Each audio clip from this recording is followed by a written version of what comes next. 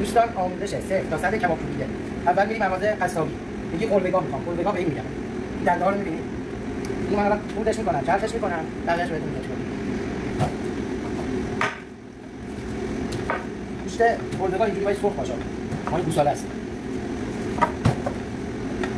من اینو خورد می‌کنم، چرخش می‌کنم. بقیه‌اش رو نشون میدم باید چیکارایی کنم. این گوشتی که خوب کردم. این مدلی سرخ باشه، هر کیلو قلبه‌گاهتون 300 تا 350 گرم چربی می‌خواد. دوستان یه بار گوشت رو چرخ می‌کنید، می‌ذارید فریزر، نیمه یخ شو می‌ذارید کیلو. من یه بار چرخ می‌کنم، می‌ذارم فریزر، نیمه یخ بشه میارم. بعد بعضی دوستان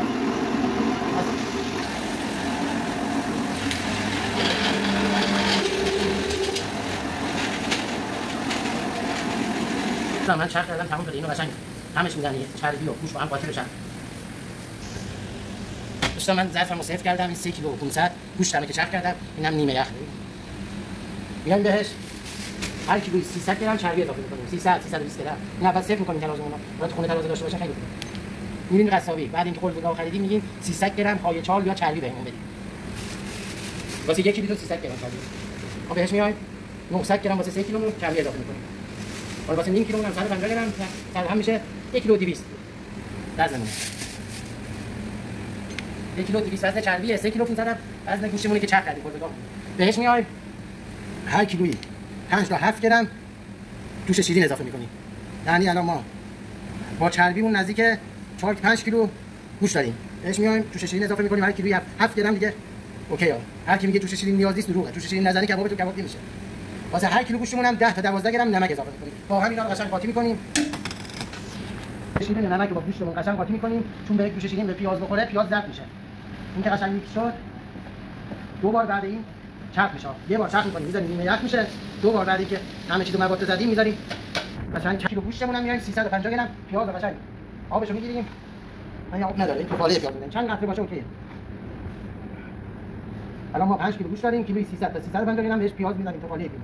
تو هم رفته میشه نزدیک 1 کیلو 500. اینم 1 کیلو 500 تا 600 پیازمون. خب فلفل سیاه اضافه کنیم. اول اندازه کافی. حالا یکی تون دوست داره، یکی تون دوست نداره. ولی فلفل سیاه که به کبابتون مزه میده. و استکاری پودره، تخم کشمیش. اینو هیچ کی بهتون نمیگه من دارم میگم. اندازه کافی. اینو قشنگ همش میزنیم پیاز و گوشت با هم قاطی بشن. میریم واسه چرخ کردن ببینیم چی در میاد. این یه بار دیگه چرخ می‌کنیم. بعد همش میزنیم. میریم واسه سیخ گرفتن. اوکی. بار دومی که چرخ کردم اینو قشنگ همش میزنیم. بهش باید ضربه بزنیم این چسبندگی بگیره. بعد مشتتون اونقدر بهش فرض میدیم که گوشتتون قشنگ چسبندگی بگیره. الان چسبندگی داره. حالا یه بار دیگه چرخ بشه مثل هم نمیشه کباب. هم چسبندگی خودش رو میگیره. هم کبابتون نرم و خوب میشه. سوم چرخ می‌کنیم گوشتتون مثل هشه باید بیاد. این هیچ قطعی نداره. چسبندگی رو ببینید. گوشتتون باید اینجوری بیاد چرخ بشه. این مرحله آخره. میریم واسه سیخ گرفتن. این همش می‌ذارید که دیگه. بعد میریم واسه سیخ گرفتن ببینیم چی در میاد.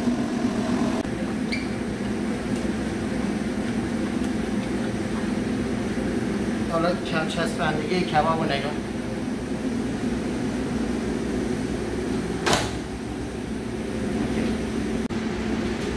دوستان واسه سیخ گرفتن کباب این دو تا انگشتتون که اصلا به کباب نباید بکنید. با سیخ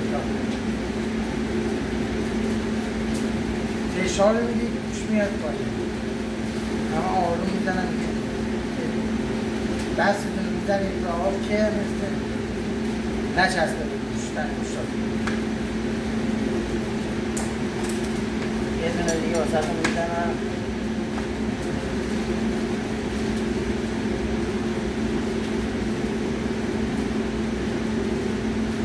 گوشت رو حتما باید فشار بدید. دستتون هم باید ریز باشه.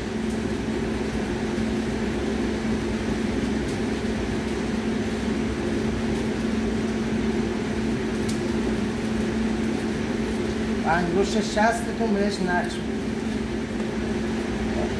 این بپزیم ببینیم چی در میاد.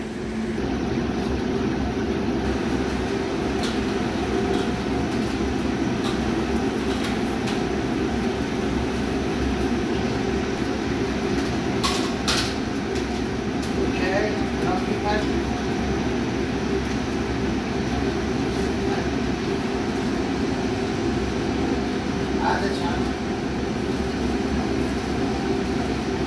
بعد